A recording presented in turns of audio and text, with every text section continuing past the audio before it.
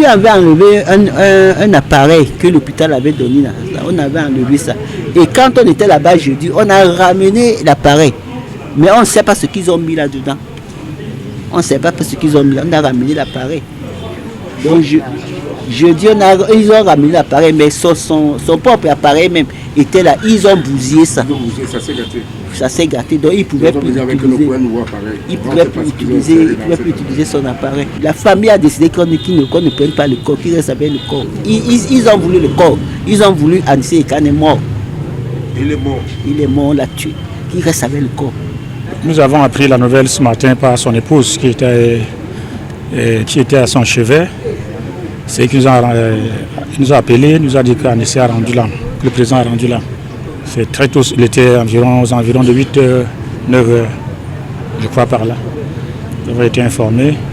Bon, ça a pris toute la toile et les réseaux sociaux ont véhiculé le message. C'est vrai, Anissé Ekane est décédé. Il est décédé comme il a vécu, il est décédé dans la lutte, les armes à la main. Anissé Ekane a été interpellé il y a 38 jours et déporté à Yaoundé dans des conditions, il était dans des conditions inhumaines.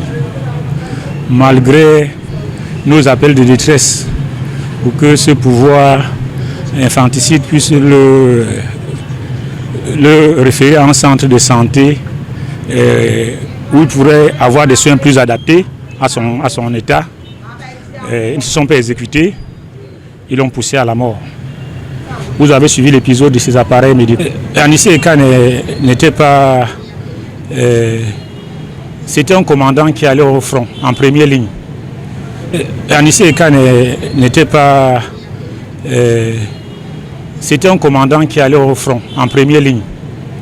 C'était un commandant qui ne donnait pas les consignes et se cachait derrière, comme on dit souvent. Anissé est mort les armes à la main. Nous allons continuer à travailler.